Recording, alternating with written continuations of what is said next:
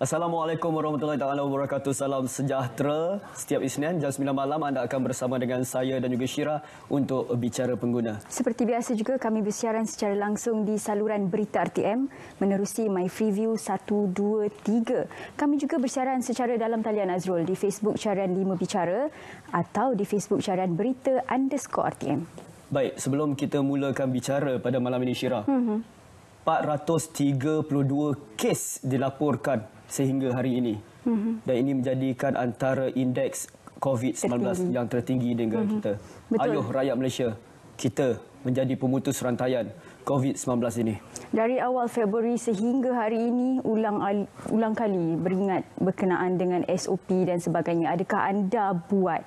Kerana kalau kita fikirkan berkaitan dengan SOP, selalu kita takut nak keluar untuk berjumpa orang. Tapi kalau anda lupa, orang-orang yang anda sayang di rumah, anda juga perlu melakukan SOP, kerap cuci tangan, memastikan jarak fizikal kalau sekiranya balik kerja dan sebagainya. Ini untuk memutuskan rantaian COVID-19. Kita risau, Azrul. Betul tu. Jadi ayolah, sekali lagi saya seru kepada semua rakyat Malaysia supaya kita lebih prihatin dengan keadaan ini. Jadilah pemutus rantaian COVID-19 ini, ikut SOP yang telah pun disarankan oleh Kementerian Kesihatan Malaysia. Baik, malam ni Syira, kita berbalik kepada bicara pengguna. Isu yang sering kali diangkat dan rasanya bicara pengguna telah 2-3 kali membincangkan isu ini yang masih lagi jadi dan terus terjadi. Acap kali setiap bulan, beralih bulan perkara yang sama berlaku dan nasib ini seakan kita menerima dan menunggu apa sebenarnya kesan jangka panjang. Itu persoalan kita buat hari ini. Kelestarian sumber air dan pengguna. Beberapa hari yang lalu kita dikejutkan lagi dengan pencemaran di Sungai Semenyih yang mana mengakibatkan sebahagian daripada kawasan di Selangor dan juga Negeri Sembilan dan juga negeri-negeri yang berkaitan terjejas dengan pencemaran ini. Saya pun terjejas. Dalam 5 juta pengguna di Selangor ini, saya salah seorang, Azrul sekali. Saya tak, tapi ada kawasan di rumah saya. Ada kawasan juga. Jadi saya pun tak sabar nak bersama dengan tetamu malam ini. Tapi sebelum tu kita beri ruang kepada sandiwara pengguna. Kita lihat gelagat pengguna.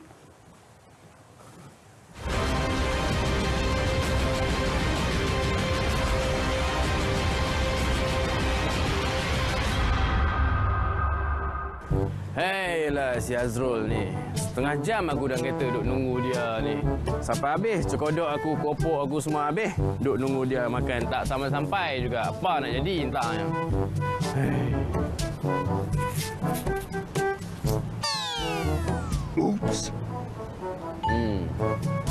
Padan muka. Mana dia ni? Lambat sangat ni. Aduh, dah lah matahari tegak atas kepala ni.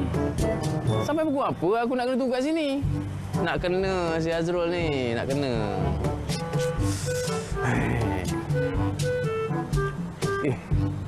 Kes baru? Langgar lari?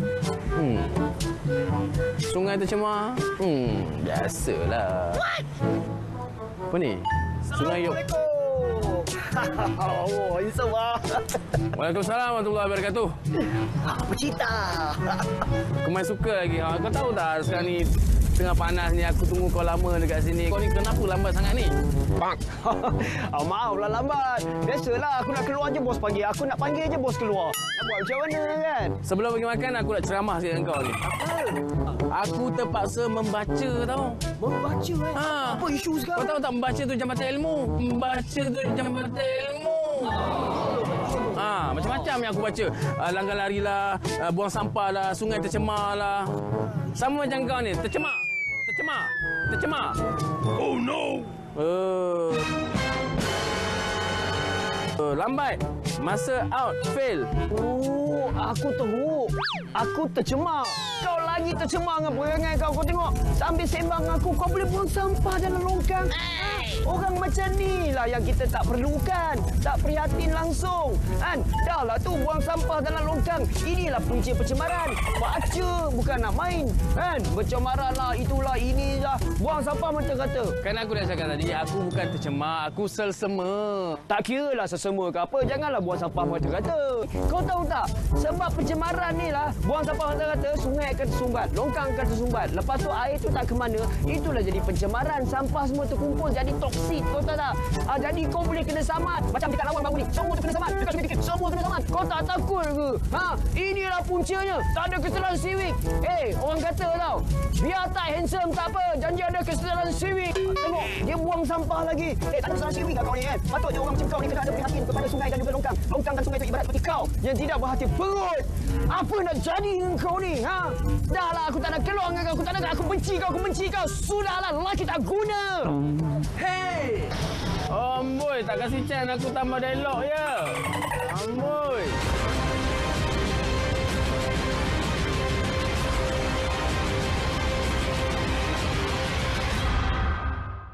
Baik, marah betul saudara tu ya.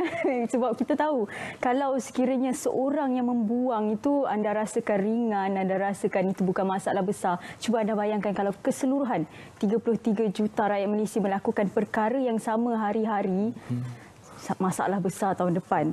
Baik, untuk malam ini kita akan berbincang berkenaan dengan isu air, keselamatan air, bagaimana anda sebagai rakyat Malaysia berperanan untuk menjaga atau melestarikan sumber air Malaysia. Malam ini kita bersama dengan Pengarah Unit Komunikasi Korporat dan Hal Ehwal Pengguna, Suruhanjaya Perkhidmatan Air Negara SPAN, Tuan Muhammad Fazil. Terima kasih. Apa khabar? Selamat datang. Terima kasih. Sihat? Baik, sihat. Kita akan soalan santai kerana kita tahu kerana situasi air ini dah agak tegang. Jadi sesi bual kita santai, kalau sekiranya nak minum air ke apa, tiada masalah, silakan. Betul. Baik, kita berbincang untuk hari ini. Update terkini. Saya rasa ramai pengguna air yang merasakan apa nasib Malaysia ni kalau sekiranya bila kita bincang berkenaan dengan air, acap kali perkara yang sama berlaku, pencemaran. Baik, terima kasih diucapkan kepada RTM terutamanya. Beberapa kali macam dimaklumkan tadi, kita diberi peluang oleh RTM untuk berkongsi ataupun bercerita tentang apa yang berlaku sekarang ini. Umum maklum bahawa berlakunya pencemaran terhadap Sungai Semenyih. Dan sehingga petang tadi kita melihat bahawa di Sungai Semenyih sendiri berlakunya tren penurunan bacaan ton tu. Daripada awal pagi kita dapati sekitar 78 dan petang tadi kita melihat penurunan kepada 3 ton. Ini adalah satu yang positif. Pun begitu, penurunan 3 ton ini tidak menjamin bahawa bekalan dapat dipulihkan sekarang. Kerana kualiti ataupun kualiti bau yang diuji itu mestilah mencapai sehingga 0 ton sebelum kita dapat ambil air daripada sumber air mentah tu, proses dan agihkan. Ini adalah satu standard yang ditetapkan di mana kita akan uji beberapa kali. Walaupun kali pertama kita uji dah 0 ton, kita akan uji lagi sehingga kita dapati nilai ton tu adalah nilai yang kita boleh pegang ataupun yang kita rasa, kita yakin bahawa air telah boleh diambil dan diproses dan diagihkan. Ini yang berlaku. Dan kepada pengguna di luar sana yang terjejas, saya faham keadaan air ini satu yang sangat sukar. Kalau boleh saya simpulkan, dalam dunia ni air adalah yang kedua terpenting. Yang paling penting adalah oksigen. Yang kedua terpenting adalah air. Tak ada aktiviti yang kita boleh buat secara amnya tanpa air. Itu belum cakap tentang jejak air ataupun water footage. Yang banyak, water footprint, yang banyak yang kita tak sedar. Betapa air itu pentinglah kehidupan kita. Jadi kita melihat bahawa jika situasi penurunan ton ini berterusan sehingga kita boleh capai 0 ton dan kita akan pulihkan segera perkhidmatan kepada pengguna. Dan hal ini dipantau dan kita berharap agar situasi hujan yang berlaku di sekitar kawasan itu akan turut membantu menurunkan kadar ton sedia ada kepada 0 ton. Jadi kalau pagi dan petang hujan dan kita juga dimaklumkan usaha-usaha mengepam air masuk ke dalam laluan air sedia ada bagi mengurangkan kadar ton ataupun kadar bau yang ada tu, insya-Allah jika diizinkan dalam kadar terdekat sekiranya jumlah ton itu dapat kita kurangkan ataupun dapat diuji dan dikurangkan, maka bekalan tu kita akan cuba pulihkan sesegera mungkin. Baik, sebenarnya proses tu adakah bila berlaku pencemaran baru ada aduan, baru ada tindakan atau sebenarnya pemantauan dilakukan? Untuk makluman, kalau kita ambil contoh di Negeri Selangor lah. Negeri Selangor ni ada dia tim disebut pakar. Dan kita ada tim-tim lain seperti SPAN sendiri. Untuk makluman para hadirin dan juga puan sendiri, Kementerian Alam Sekitar dan Air telah mewujudkan UCJAS iaitu Unit Cegah Jenayah Alam Sekitar. Ini satu pendekatan baru yang tak pernah dilakukan sebelum ini, di mana pihak kementerian yang terdiri daripada anggota daripada Jabatan Alam Sekitar, daripada Suruhanjaya Perkhidmatan Air Negara dan juga dibantu oleh PDRM untuk mengambil kes-kes begini bagi jalankan siasatan dan diambil tindakan segera. Ini adalah satu pendekatan ataupun usaha kementerian dalam memastikan bahawa alam sekitar ini tak dipandang enteng, tak dipandang mudah. Kalau macam kita lihat tadi, sketsa yang dibuat itu orang buang sampah dalam sungai ini adalah longkang ni dianggap perkara biasa. bukan dianggap perkara yang jijik. Sedangkan kita nampak banyak senario pelancong di luar yang sibuk kutip sampah. Kan nampak pelik. Tapi di kita ni kalau lalu kat highway tu orang buang sampah kot tingkap tu perkara biasa. Jadi kita nak UCJAS ni tubuhkan oleh kementerian bagi memastikan penguasaan akta. Ada 2 akta utama. Akta Kualiti Alam Sekeliling iaitu Akta Jabatan Alam Sekitar dan Akta Industri Perkhidmatan Air dilaksanakan dan diambil tindakan segera sekiranya berlaku situasi pencemaran ataupun kesalahan ke atas akta sebagaimana yang berlaku di atas Sungai Semanyih. Kita tahu rutin harian bila kita buka pilih air, keluar air. Tapi bila tak keluar kita jadi marah atau keluar air yang kotor atau sebagainya jadi marah.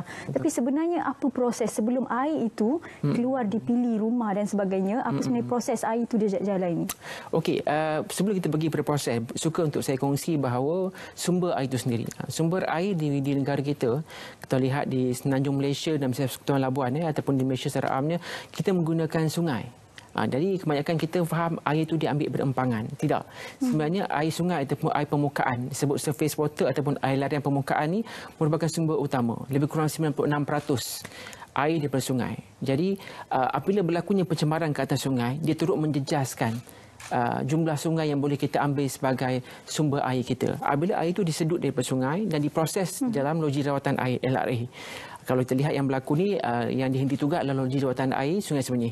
Diproses dalam loji, dimasukkan bahan-bahan kimia yang dibenarkan seperti klorin dan sebagainya bagi memastikan sebarang kuman-kuman yang ada dalam air yang dirawat itu telah pun terhapus dan menepati standard kualiti air yang ditetapkan. Diuji air tersebut, standard kualitinya memenuhi standard, barulah diagihkan kepada pengguna.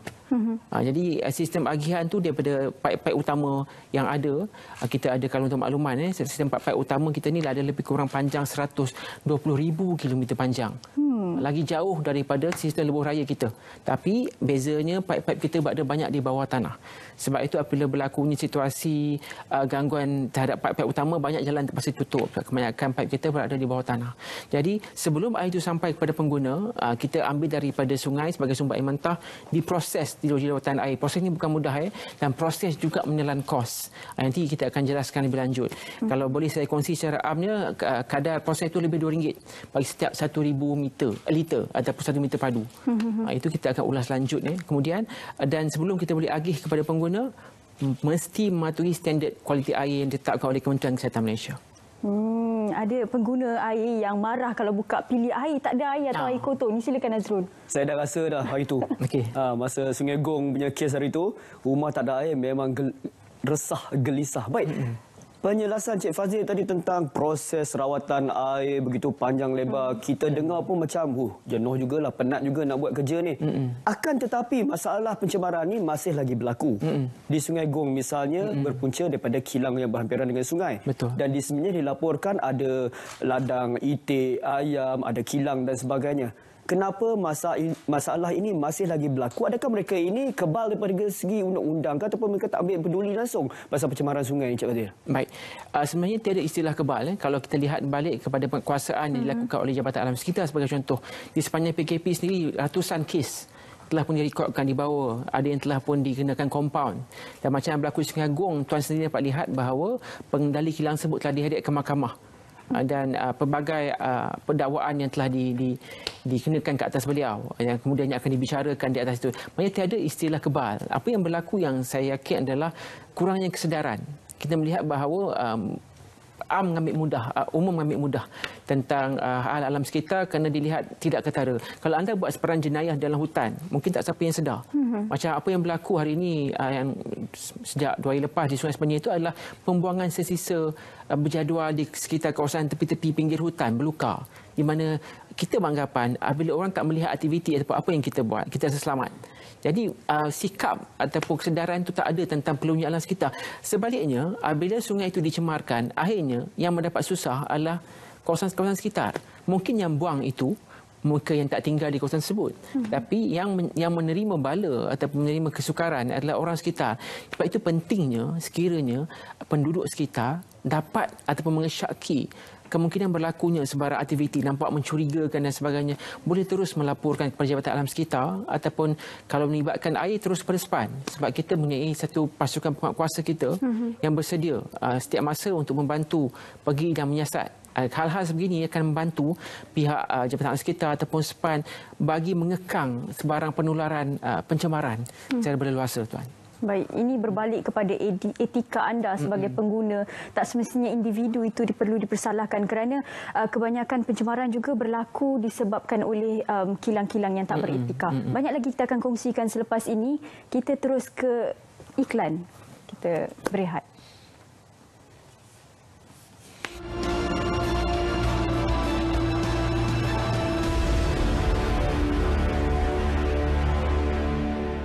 Bak kata pepatah, kalau tidak dipecahkan ruyung, manakan dapat sagunya. Tak ramai yang boleh betul-betul menghayati makna peribahasa ini dalam kehidupan seharian mereka. Tak ramai seperti Viviona. Viviona ada masalah. Dia perlu menjalani peperiksaan secara atas talian.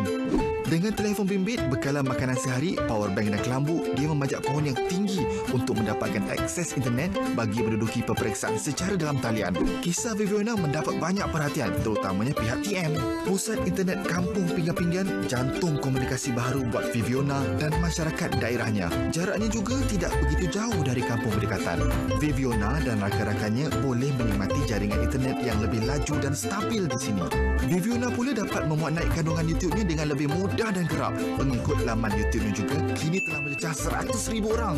Syabas Viviona dan terima kasih TM. Ke arah kehidupan digital Malaysia didukung oleh TM.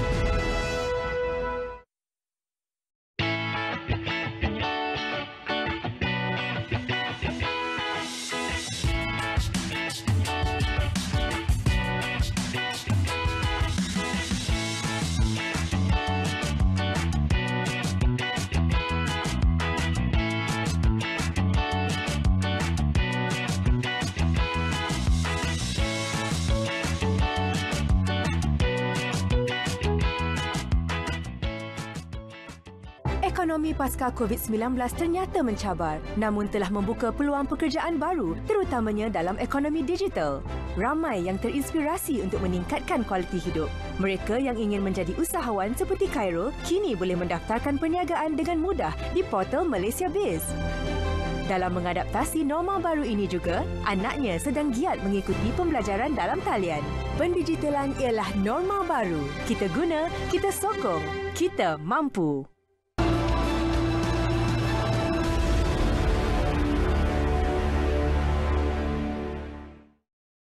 Terima kasih kepada anda semua yang terus bersama dengan kami dan yang baru bersama dengan Bicara Pengguna mungkin tertanya-tanya malam ini apa pula isunya.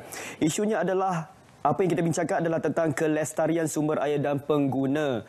Baru-baru ini kita ada lagi kes-kes pencemaran. Jadi kalau anda ada soalan, terus hantarkan soalan anda ke Facebook kami di berita_RTM. Baik, seperti biasa, inilah masanya untuk Carta Pengguna.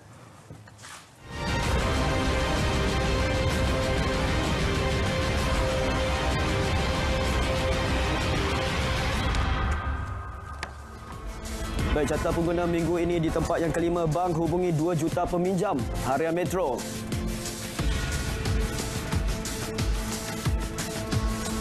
Manakala di tempat yang keempat, koperasi naik taraf kehidupan komuniti harian Metro. Di tempat yang ketiga, klinik haiwan buang sisa klinikal tepi Sungai Gong berdepan hukuman sinar harian. Manakala di tangga yang kedua, diskaun bil elektrik 50% dilanjutkan utusan Malaysia.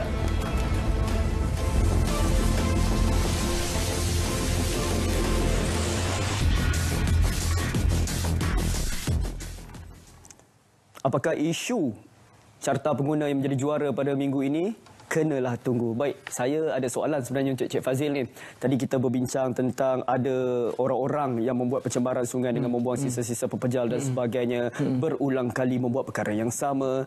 Adakah kerana undang-undang kita yang diwartakan untuk pencemaran sungai ini bayarannya boleh mereka sumbang atau mereka bayar, jadi mereka tidak ada ketakutan untuk membuat kesalahan itu berulang kali. Jadi bagaimana pandangan Cik Fadil? Perlu diperketatkan lagi undang-undang? Baik, terima kasih Tuan. Soalan ini kita bincang bersama di pihak Kementerian Alam Sekitar dan Air dan agensi di bawahnya. Untuk makluman para penonton, Kementerian Alam Sekitar dan Air bersama agensinya sedang dalam proses untuk menggubal ataupun menambah baik 2 akta. Akta Kualiti Alam Sekeliling yang dikuatkuasakan oleh Jabatan Alam Sekitar dan Akta Industri Perkhidmatan Air yang dikuatkuasakan oleh SPAN. Saya yakin juga dengan ataupun setuju dengan pendapat tuan bahawa kadar ataupun denda yang kita kenakan mungkin terlalu rendah. Kalau di akta SPAN lebih kurang RM1.5 juta. Okey, manakala di pihak Jabatan Sekitar mungkin ada certain amount dia. Tetapi melihat kepada sebagai contoh syarikat yang boleh memperolehi pendapatan sekitar ratusan juta ataupun puluhan juta, 500,000 itu apalah sangat pada mereka. Jadi itu yang kita bangkitkan ataupun diusahakan oleh kementerian, terutamanya Datuk Seri Zaini Ujang sendiri pada sesi projek dana nasional yang baru-baru ini yang diadakan di sekitar Sungai Agong. Beliau sendiri menyatakan bahawa mungkin kita melihat kepada 1% bersamaan 1 juta denda. 1% itu persamaan mungkin besarlah maksudnya. Kita nak naikkan denda yang setimpal. Kalau dia cemarkan mungkin sehingga 5-6 juta dia kena bayar. Ini mungkin akan menyebabkan mereka yang industri terutamanya yang berniaga rasa khawatir nak mencemar kerana kos yang akan mereka bayar itu tinggi. Best setimpal dengan apa yang terpaksa dilalui. Mungkin kalau kita lihat kepada pengguna yang terjejas, mana mungkin dapat setimpal. Tak ada air pagi, petang, malam dan sebagainya. Tapi sekurang-kurangnya penggunaan denda yang besar ataupun hukuman penjara yang lebih lama akan menyebabkan mereka ini insaf dan tidak lagi mengulang ataupun tidak melakukan sebarang pencemaran terhadap sumber air. Baik, itu berkaitan dengan kos tindakan dan sebagainya.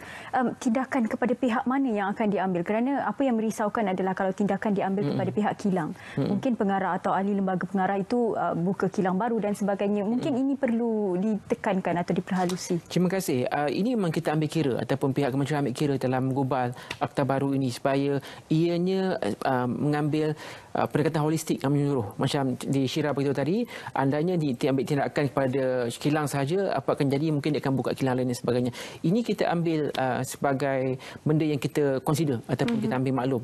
Sekiranya termasuk disenarai hitamkan sebagai contoh. Seandainya nama ni dah naik, director sekan-sekan, maka dia boleh diambil kira untuk disenarai hitamkan ataupun diambil tindakan supaya mereka ini diberi satu tempoh tidak boleh melakukan sebarang aktiviti dan sebagainya kerana perbuatan yang mereka lakukan telah menjejaskan kehidupan penduduk setempat dan sebagainya.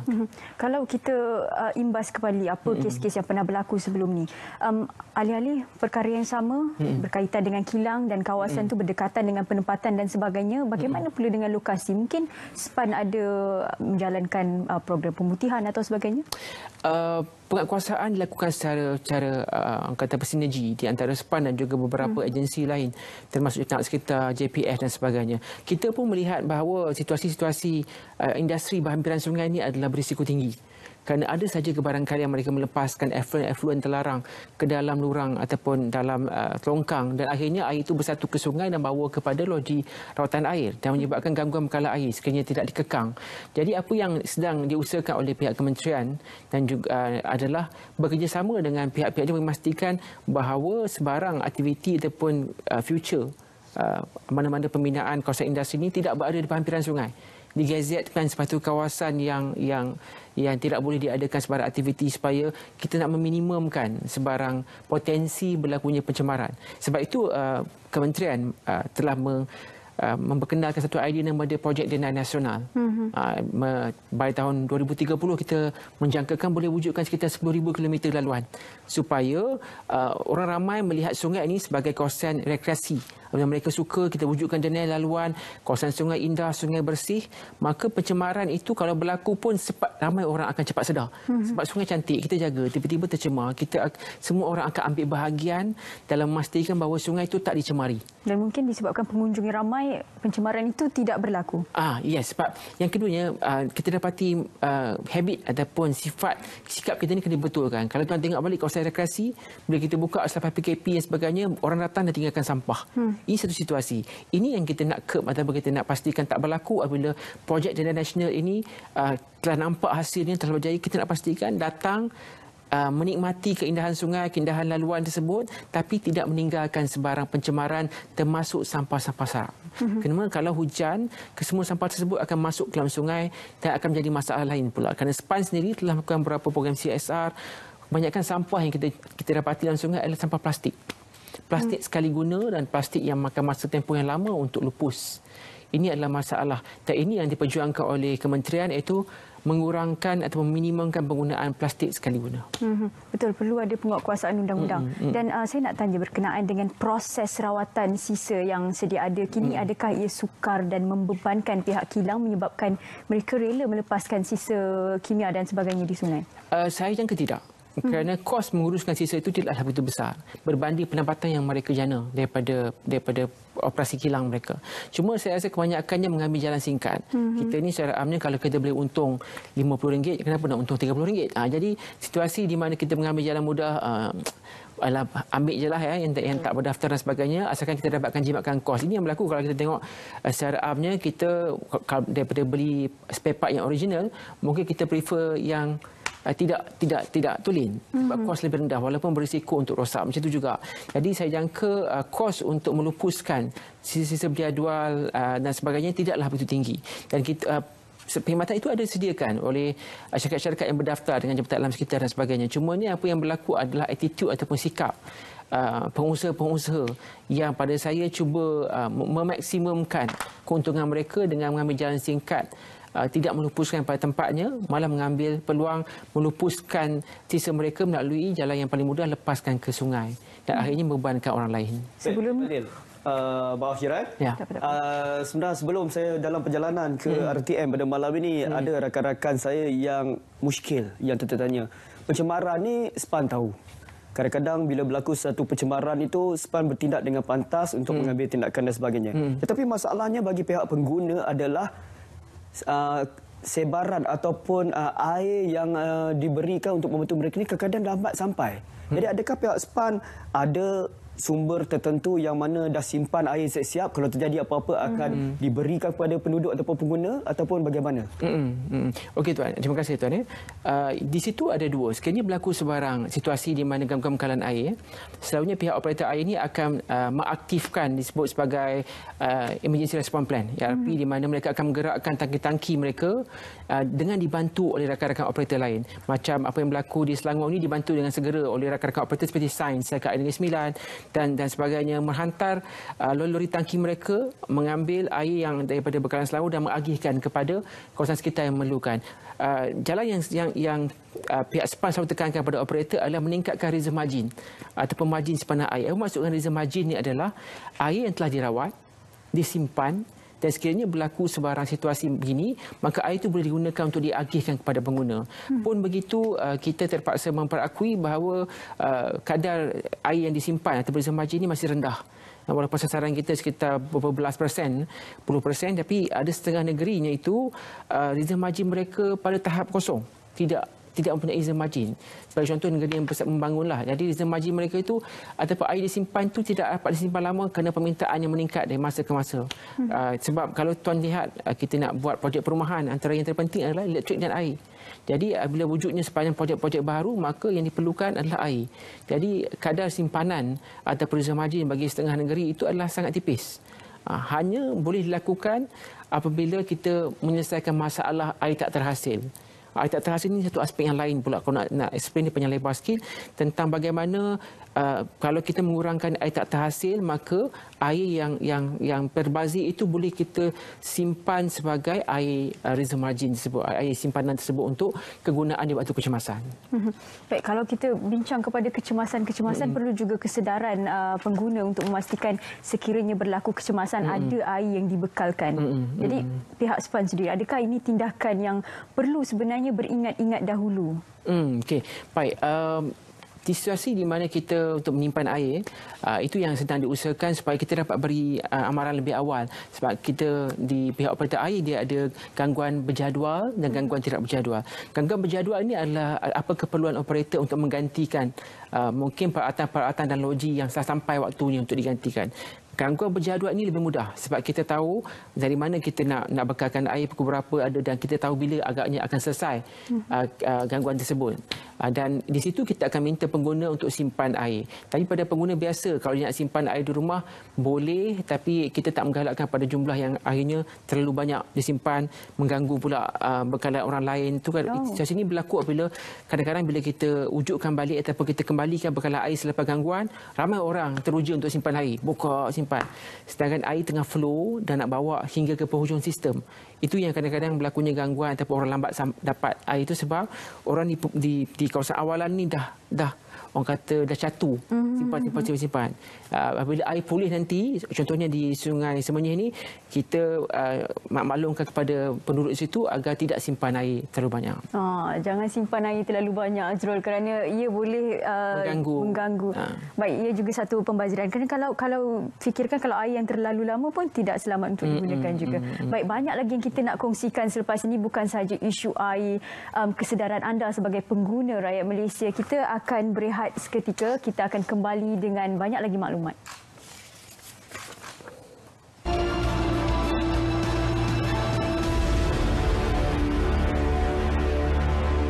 Solat merupakan rukun Islam yang mesti disempurnakan dan ia perlu kepada ilmu. Apakah rukun-rukun solat dan bagaimanakah yang sepatutnya ia dilaksanakan? Untuk ketahui lebih lanjut, saksikan rancangan Anda Muskil. Di sini ada jawapannya dengan tajuk Rukun Solat 6 Oktober, Selasa 6 petang hanya di TV1.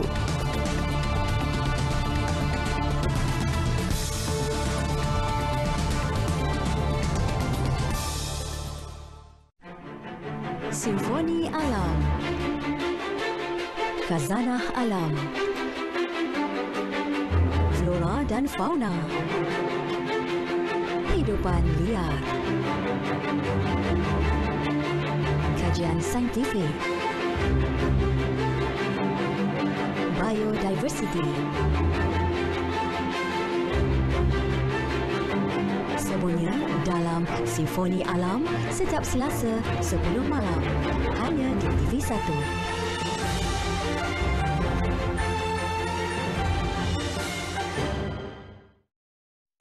Tak payah nak takut sangatlah. Semua orang kat sini dah tahulah awak ni macam mana. Abang nak keluar, kunci kereta memang ada kat tangan abang. Abang bawa tadi. La ilaha illallah. Tak apa. Jom kita cari kat rumah. Mereka menjalani hidup mereka sebagai seorang lelaki, tetapi mereka mendapat keseronokan apabila berpakaian sebagai wanita. Lepas tu, saya boleh jadi normal? Boleh, tapi tak semudah itu. Jadi ingat, Al-Quran sebagai penawar, bukan obat. Jangan jadikan diri kita terperangkap dalam jiwa kacau. Perawat sebelum kawan.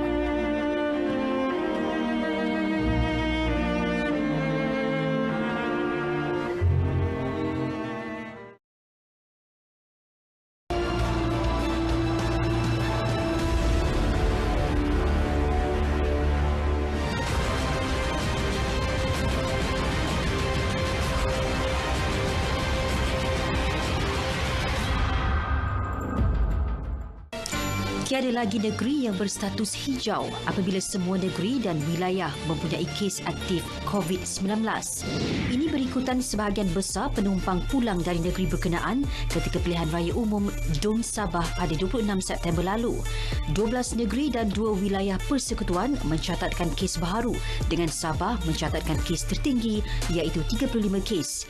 Ketua Pengarah Kesihatan Tan Sri Dr. Nur Hisham ketika memperincikan kes memaklumkan Kedah merupakan negeri kedua terbanyak dengan mencatatkan 13 kes.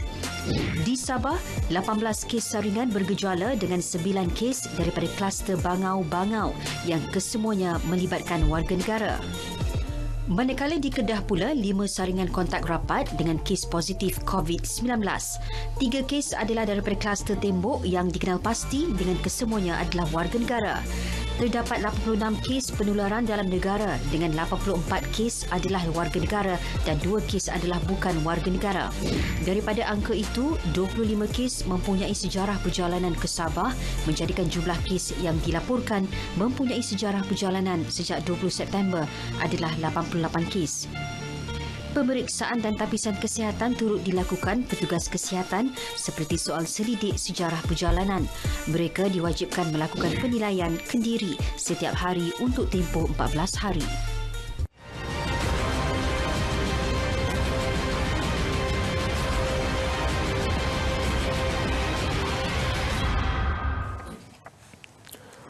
Itu dia isu yang kita berikan untuk skop pengguna.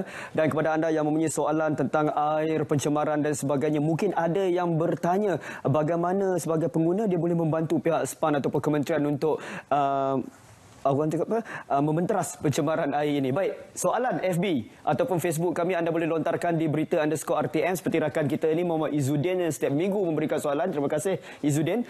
Soalannya untuk Cik Fazil. Assalamualaikum. Adakah kemarau boleh mengganggu kelestarian sumber air dan apakah pendekatan yang boleh diambil untuk mengatasi masalah ini? Malaysia banyak musim, musim hujan, musim kemarau, semua ada. Jadi bagaimana Cik Fadil? Baik, terima kasih kepada yang bertanya tadi Encik Izzuddin. Saya rasa kemarau ni kalau kita pantau setiap tahun antara negeri yang boleh dikatakan akan mengalami masalah ini antaranya adalah Melaka dan juga Kedah lah. Setiap tahun di hujung-hujung tahun dan sebagainya ada situasi panas yang panjang, hujan yang minima menyebabkan negeri ini terpaksa menjalankan bekalan air berjadual BAB, terpaksa mencatu air dan sebagainya. Jadi sebenarnya ia menjejaskan juga. Kita cakap dari segi pelestarian sumber air di kawasan negeri tersebut mungkin nampak tidak efektif kerana tiada bekalan air yang berterusan. Pun begitu, apa yang berlaku, macam contohnya di negeri Melaka, mereka mendapatkan bantuan bekalan air daripada negeri berhampiran. Di negeri Johor dan sebagainya yang membantu untuk membekalkan air kepada Melaka dan sebagainya. Jadi untuk menyelesaikan masalah ini, yang kita balik percarangan tadi adalah mewujudkan satu rizab air. Di mana water operator ataupun operator air ini mempunyai rizab air yang mencukupi yang disimpan. Kemudiannya untuk perbanyakkan projek-projek kolam-kolam simpanan air yang tidak bergantung pada sungai utama. Contoh di Melaka, apabila mereka berhadapan dengan situasi kemarau yang panjang, mereka turut ambil air di kawasan lain seperti Tasik dan sebagainya. Jadi projek TAPS ataupun projek tadahan air pinggiran sungai, TAPS ni adalah takungan air pinggiran sungai ini boleh juga membantu di mana diwujudkan kolam-kolam air yang mana tidak bersambung dengan sumber air utama atau sungai utama, di mana ia kalau berlaku situasi kecemasan ni ataupun macam pencemaran ni, air daripada situ boleh dilepaskan dan membantu untuk diberikan kepada pengguna. Projek ini telah pun berlangsung di beberapa negeri, seperti di Selangor pun ada TAPS ni, dan Kementerian melihat kepada memperluaskan atau membanyakkan TAPS ini agar dapat memberi manfaat kepada pengguna ataupun orang ramai, terutama ketika berlakunya insiden-insiden seperti ketiadaan air bersih ataupun kemarau yang panjang. Baik, bila tak ada air kita tahu bekalan itu ada. Bekalan itu akan sampai kepada pengguna. Sebenarnya kadar penggunaan air di Malaysia ini adakah terlalu banyak? Okey. Ini satu aspek yang menarik untuk dibincangkannya, iaitu sebenarnya penggunaan air per kapita per individu di Malaysia ni agak tinggi. Kalau dapat kita rekodkan pada tahun 2018, penggunaan air per kapita per individu di Malaysia adalah pada tahap 225 liter setiap individu setiap hari. Maksudnya Syira, daripada awal pagi kita bangun sampai kita pergi mandi, makan, basuh baju dan sebagainya sehingga lewat malam sebelum kita tidur, kita dah gunakan secara purata 225 liter setiap orang setiap hari. Tapi sasaran kita adalah berbeza. Kita tengok juga bagaimana jiran kita, mereka menggunakan pada jumlah yang sama atau tidak. Kalau lihat pada Singapura, penggunaan air per kapita per individu mereka pada tahun yang sama 2018 adalah 141 liter saja. Kita 225 liter. Kenapa? Mereka 141 liter.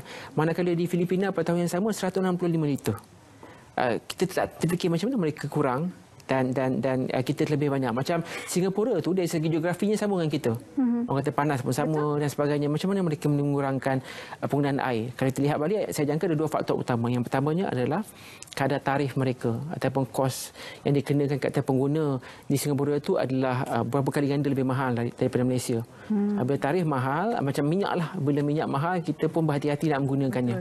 Bila tarif air mahal, mereka secara automatik pengguna akan cuba untuk menjimatkan penggunaan air. Yang keduanya adalah penggunaan produk cekap air yang begitu meluas di Singapura. Itu produk cekap air ini adalah produk yang meminimumkan pengeluaran air. Kalau sebagai contoh saya ambil pilih wuduk, kalau kita buka biasa, pilih biasa itu boleh mengeluarkan antara 8 hingga 12 liter air dalam 1 minit. Tetapi menggunakan pilih cekap air, kalau di spa yang spa usahakan ni adalah kalau 3 bintang tu dia boleh pergi sehingga sekitar 2 liter hingga 3 liter saja dalam masa 1 minit. Ini adalah pengurangannya banyak. Jadi di Singapura tu penggunaan dia adalah meluas. Pun begitu di pihak kementerian, kalau lihat kementerian mensasarkan beberapa dari segi roadmap kasar. Roadmap kasar mensasarkan untuk tahun 2020 kita mengurangkan kepada 205 liter. Manakala 2023 kita kurangkan kepada 190 liter penggunaan per individu setiap hari dan 180 liter pada tahun 2025 dan muktamad pada tahun 2030 ataupun kemuncak iaitu sasaran 2020-2030 adalah kepada hanya 160 liter setiap individu setiap hari. Itu pun jauh lagi tinggi berbanding Singapura. Betul. Singapura 141 liter. Kita mensasarkan 10 tahun daripada sekarang baru nak kurangkan per 160 liter. Saya terlihat skrin belakang kita berkaitan dengan sungai Air Terjun. Kalau sekiranya berlaku pencemaran di sungai-sungai ini, apa sebenarnya proses rawatan yang akan dilakukan? Okey, pencemaran dekat atas sungai ini melihat kepada apa jenis pencemaran yang berlaku. Kalau akan lihat apa yang berlaku di Sungai Agung adalah pencemaran minyak ataupun yang dikeluarkan dan pencemaran bau. Itu juga mengambil masa untuk proses. Jenis pencemaran itu akan menentukan apakah rawatan yang akan diambil. Pencemaran minyak akan ambil masa yang lebih lama dan proses dan sebagainya. Manakala apa yang berlaku di Sungai Agung adalah pencemaran bau. Ini adalah satu proses lain iaitu memastikan ton itu dapat diturunkan. Jadi tempoh masa yang diambil bagi memastikan sebarang gangguan itu dapat diselesaikan adalah bergantung pada jenis dan orang kata coverage, luas tak luas pencemaran itu. Jika pencemaran itu berlaku dengan jumlah ataupun amount yang besar, maka tentu masa yang lebih lama diambil untuk menyelesaikan masalah ini. Tapi jika gangguan ataupun pencemaran itu baru berlaku yang kita dapat hentikan dengan menggunakan beberapa peralatan yang dimiliki oleh agensi-agensi di bawah kementerian, maka lebih cepat kita bertindak bagi mengekang pencemaran itu mungkin dapat selesaikan dalam tempoh yang lebih segera. Kalau kita lihat Syira. Syira suka tengok sungai. Saya suka tengok bel. Okey.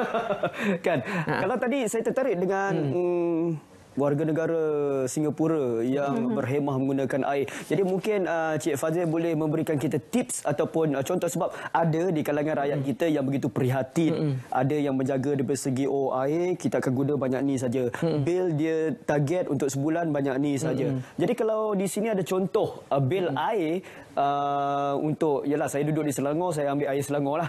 Jadi kalau kita tengok charge penggunaan untuk kod 10 domestik ada charge dia. Dan mungkin kita sebagai pengguna kita tak faham bagaimana kiraannya, yang kita tahu amount yang ada di situ dan juga pengiraan bil air ni saya rasa amat berguna juga. Setiap bil ada pengiraan air dia. Contohnya macam penggunaan air berapa, jenis bacaan dan juga charge yang dikenakan. Mungkin boleh Cik Fadil kongsikan tips bagaimana pengguna kita nak menjimatkan air dengan cara melihat daripada segi bil ataupun penggunaan air yang tertera pada bil mereka setiap bulan. Terima kasih tuan. Secara amnya penggunaan yang jimat yang tidak menelan kos yang besar adalah penggunaan sekitar 20 meter padu bagi setiap isi rumah. Sebab tu kalau dilihat kepada Kerajaan Negeri Selangor sebagai contoh pernah memberikan air percuma sehingga 20 meter padu. Sebab itu adalah keperluan asas untuk satu rumah. Jika digunakan secara biasa, 20 meter padu itu telah memadai. Tapi apa yang lebih daripada itu akan dikenakan cas. Itu yang kita wujudkan dalam TSM kita. Tarif Setting Mechanism, iaitu penggunaan yang lebih akan dikenakan cas yang lebih. Penggunaan yang kurang akan dikenakan cas yang lebih rendah. Ini yang berlaku. Kalau pengguna nak semak bil mereka, kita cadangkan mereka kekalkan penggunaan air itu sekitar 20 meter padu hingga 25 meter padu. Itu kadar yang wajar sebenarnya. Kalau lebih daripada itu, kita jangka mungkin ada apa-apa aksesori ataupun ada apa-apa kolam dalam rumah dan sebagainya memerlukan penggunaan air yang lebih daripada biasa. Kalau satu isi rumah di antara 3 hingga 4 orang satu keluarga, saya jangka 20 hingga 25 meter padu itu telah memadai untuk penggunaan bagi setiap bulan. Ini 58 dan sebagainya. Kalau tuan tengok mungkin ada hal-hal lain yang digunakan. Mungkin ada dia punya penggunaan air kolam dan sebagainya yang menyebabkan jumlah air itu meningkat ataupun isi rumah dia ramai. Sepatutnya dalam 20. Yang ideal adalah untuk satu keluarga yang antara 3 hingga 4 isi rumah adalah 20 meter padu ataupun hingga 25 meter padu. Itu purata yang kita jangkakan ideal. Jadi maksudnya sebagai pengguna di bil mereka, di bil air mereka ini mereka perlu lihat di sini ya penggunaan air. Di mana kalau boleh kita sebagai pengguna kurangkan daripada 58 isi padu ataupun meter padu ini di mana di bawah 20 hingga 25. 20 hingga 25 itu dapat begitu tuan, dia bergantung juga kepada isi rumah. Isi rumah. Kalau ramai ahli keluarga kita boleh fahamlah. Mungkin beberapa kali mandi, ambil wuduk dan sebagainya akan meningkat. Kalau setakat 3 hingga 4 dalam satu isi rumah tu 20 meter padu hingga 25 meter tu itulah satu nilai yang ideal. Itu berkaitan dengan bil kerana kita tahu rakyat Malaysia ada yang prihatin. Alhamdulillah kesedaran mereka ada dari segi penjimatan air dan sebagainya. Tapi sebenarnya ada beberapa perkara yang terlepas pandang yang perlu diperhalusi kerana beberapa tindakan yang tak sedar ini sebenarnya berlaku pembaziran air yang besar. Itu Encik Fazil kena jawab selepas ini kerana kita akan berehat seketika. Baik.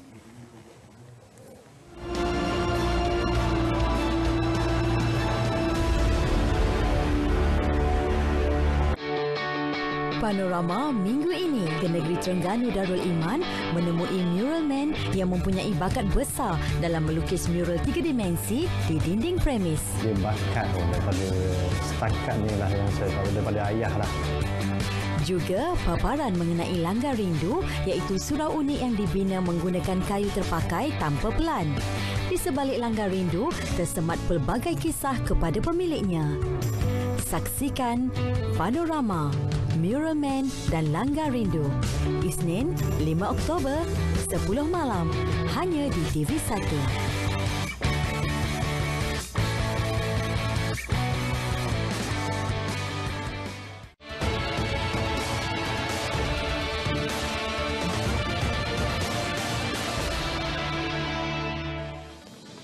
Bayaran BPN 2.0 ini akan dibuat dalam 2 ansuran. Pertamanya pada hujung bulan Oktober 2020 dan keduanya ialah pada bulan Januari 2021. Bagi golongan B40, bayaran ansuran pertama untuk bulan Oktober adalah sebanyak RM700 dan keduanya pada bulan Januari 2021 sebanyak RM300.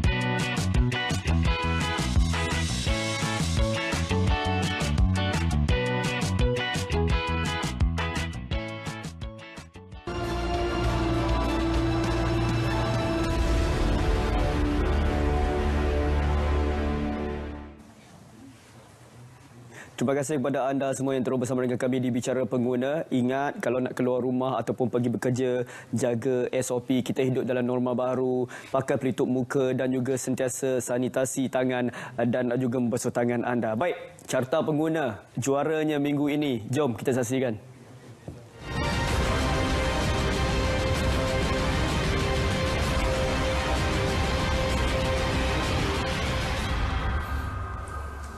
Juara Carta Pengguna minggu ini memang kena dengan isu kita pada malam ini. Gangguan air tidak dapat tentukan bila berakhir. Air Selangor, utusan Malaysia. Sebanyak 274 kawasan didapati terjejas akibat insiden persembaran air mentah di Sungai Semenyih, Selangor yang dikesan sejak semalam.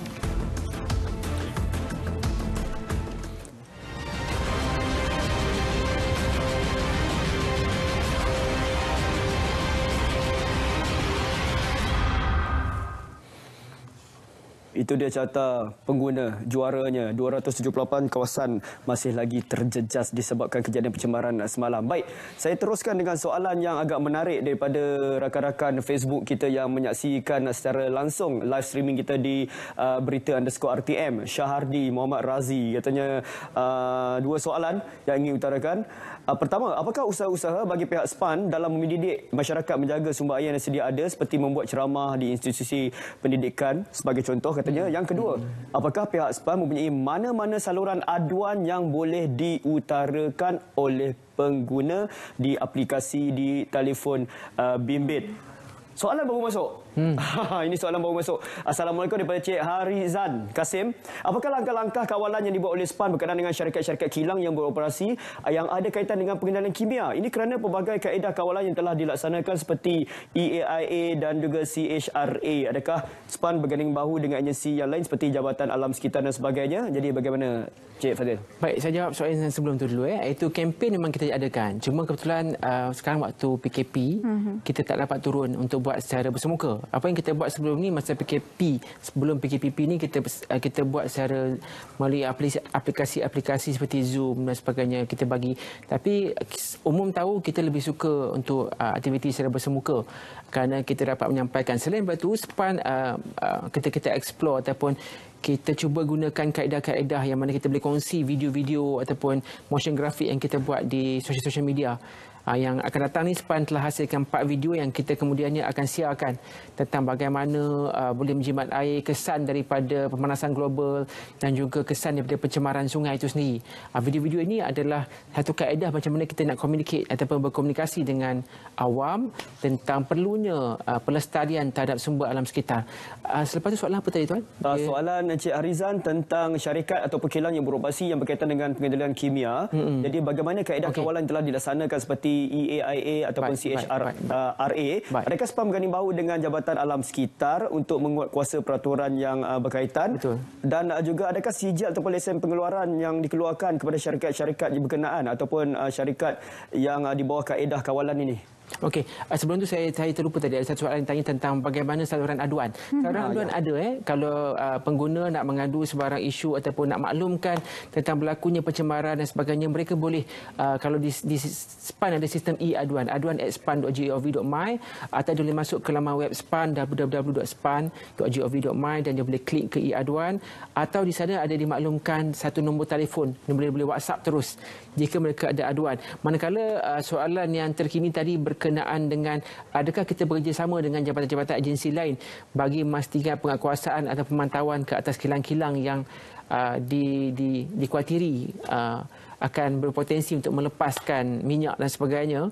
Jadi memang ada, kita bekerjasama dengan rakan kita di Jabatan Alam Sekitar, termasuk juga rakan kita di Jabatan Pengairan dan Saliran, untuk memastikan bahawa sekiranya berlaku sebarang situasi aduan oleh ataupun terdapatnya potensi pencemaran, itu yang penguatkuasa kita akan ambil tindakan. Dan untuk makluman, di Selangor sebagai contoh, SPAN melalui penguatkuasaan kita bergerak, kita punya anggota bergerak dari satu tempat ke tempat yang berpotensi berlakunya pencemaran untuk memantau situasi begini di kilang-kilang, kawasan perindustrian, supaya kita nak meminimumkan sebarang potensi gangguan terhadap bekalan air pengguna itu sendiri. Baik, memang ada kerjasama di antara kita, Jabatan Alam Sekitar dan beberapa agensi lain yang menguasakan akta-akta yang berkaitan. Baik, tindakan SPAN akan terfokus kepada sektor industri yang besar. Dan bagaimana yang boleh SPAN perhalusi? Adakah juga pemantauan dilakukan penggunaan pili di kawasan perumahan atau di sekolah dan sebagainya untuk memastikan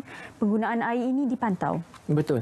Sebenarnya penggunaan pili juga kita terlalu terbiasa penggunaan pili biasa. Pili biasa itu sebenarnya boleh mengeluarkan air dalam jumlah yang banyak dalam 1 minit. Saya beritahu tadi antara 8 liter hingga 12 liter. Cara yang paling mudah untuk menjimatkan air secara amnya kita sendiri yang kurangkan ataupun memperlahankan. Tapi kita telah terbiasa menggunakan air dan kapasiti penuh. Kalau orang kata nak kena tukar pili cekap air, kalau anda boleh buat memang terbaik.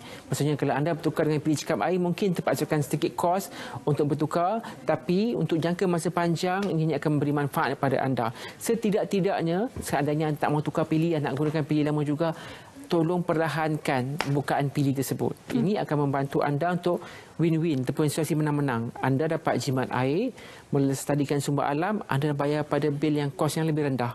Begitu juga kalau anda nak membeli barang-barang seperti mesin basuh dan sebagainya, sila pertimbangkan label cekap air. Label cekap air ni apa yang kita ataupun SPAN beri pentauliahan, beri endorsement lah setelah dikeluarkan ataupun diuji oleh pihak yang mempunyai kelayakan seperti SIRIM. Produk tu dihantar, diuji, dibuktikan cekap air, barulah SPAN keluarkan sijil cekap air itu kepada pengeluar tersebut. Adakah bila dah ada sijil dan dah ditauliahkan sebagai produk yang cekap air, adakah ia harga yang lebih mahal atau tidak? Kalau anda lihat balik kepada mesin basuh sebagai contoh, dianya adalah satu nilai tambah saja. Nilai tambah, iaitu kita sebagai pengguna perlu maklum bahawa kita ada hak untuk mendapat produk yang boleh menjimatkan kos kita. Di situ kalau anda nampak produk cekap air, label cekap air, dicadangkan beli. Macam cekap tenaga jugalah. Jadi bila nampak cekap air, produk itu telah diuji dan diyakini dapat mengurangkan kos anda sendiri dalam bayaran bil air itu. Baik, Azrul, itu perkongsian yang saya rasa kita berbaki 5 minit ini mungkin ada sedikit saranan kepada pengguna air di luar. Kita suka untuk berkongsi. Pihak Kementerian Alam Sekitar dan juga pihak SPAN suka untuk berkongsi dengan anda semua di luar sana tentang perlunya kita melestarikan sumber air. Cara paling mudah adalah jangan cemarkan sumber air mentah. Anda cemarkan sungai, sungai itulah sumber bekalan air mentah anda. Sungai itu tercemar, kita juga masalah. Saya ambil kata-kata daripada Datuk Seri Zaini Ujang, iaitu KSU saya, air adalah anugerah Allah yang sangat bernilai kepada seluruh hidupan di muka bumi. Semua pihak perlu bekerjasama dalam melindungi dan menjaga sumber air agar generasi akan datang masih dapat menikmati bekalan air yang bersih dan selamat. Betul, saya nak tambah sikit. Saya juga ada baca petikan yang mungkin saya boleh ubah sedikit. Kita juga berasal daripada tanah. Betul. Kita juga akan kembali kepada tanah. Kenapa tidak kita berbudi kepada alam? Betul. Jadi Azrul, ada kata-kata akhir? Terkesima saya mendengar Syira cakap sebegitu rupa. Saya cuma nak pesan satu je, Syira. Seperti permulaan kita tadi, di mana sebagai rakyat Malaysia sekarang ni, pandemik COVID ni semakin bertambah 432 indeks yang setakat hari ini. Jadi kepada anda yang berada di luar sana, jom kita sama-sama jaga kita, jom kita sama-sama benteras COVID ini dan juga kita menjadi pemutus rantaian COVID ini. Jaga SOP norma baru anda seperti yang disarankan oleh pihak kementerian. Betul. Terus menyokong juga tindakan kerajaan kerana kita ada kempen-kempen yang dipromosikan pihak kementerian juga SPAN. Silakan. Okey, kita ada program Hari Alam Sekitar Negara yang kita rencanakan untuk dilancarkan pada 24 hari bulan yang akan datang. Iaitu antaranya kita mempromosikan iaitu Jabatan Alam Sekitar menjalankan aktiviti untuk menguruskan pembuangan e-waste. Ini yang antara aktiviti yang utama yang kita jalankan, iaitu dalam masa yang sama mempromosikan pengurangan plastik sekali guna, macam straw dan sebagainya. Kita nak kurangkan ataupun nak, kalau boleh tak mahu ada langsunglah plastik sekali guna ini. Seterusnya adalah menanam pokok di seluruh Malaysia. Kalau kita pernah ada program seperti Quran Hour, kenapa tidak kita ada program seperti My Pokok Challenge. Ramai-ramai tanam pokok supaya menghijaukan muka bumi kita. Dan akhirnya kita nak ajak orang ramai untuk menyokong projek Denai Sungai Kebangsaan. Wujudkan kawasan sungai yang nampak indah dengan laluan rekreasi. Sayangi sungai kita, hargai dia, maka saya rasa layanan yang baik yang kita beri pada sungai akan kembali juga kepada kita. Betul, itulah. Kita tak salah berbakti kepada alam kerana itulah yang akan kita nikmati di kemudian hari. Baik, terima kasih kita ucapkan kepada Pengarah Unit Komunikasi Korporat dan Hal Ehwal Pengguna Suruhanjaya Perkhidmatan Air Negara SPAN, Tuan Muhammad Fazil Ismail. Terima kasih. Sama-sama. Acap kali bila kita panggil berkaitan dengan air, sedia ada untuk berkongsi maklumat. Azrul, apa lagi Azrul? Saya tak ada lain, saya akan ulang dan ulang untuk kita menjadi pemutus rantaian COVID ini. Saya sebenarnya risau dan semua rakyat Malaysia risau, 432 kes sehingga hari ini. Jadi ayuh kita jaga, kita ikut kehidupan kita dalam norma baru ini, ikut SOP yang dikehendaki oleh pihak kementerian. Baik, itu sahaja untuk malam ini. Terima kasih kita ucapkan bagi pihak SPAN maklumat yang lengkap, maklumat yang saya rasa tak sempat kita minum air. Lepas ni kita boleh minum. Itu sahaja untuk malam ini. Terima kasih. Assalamualaikum. Selamat malam.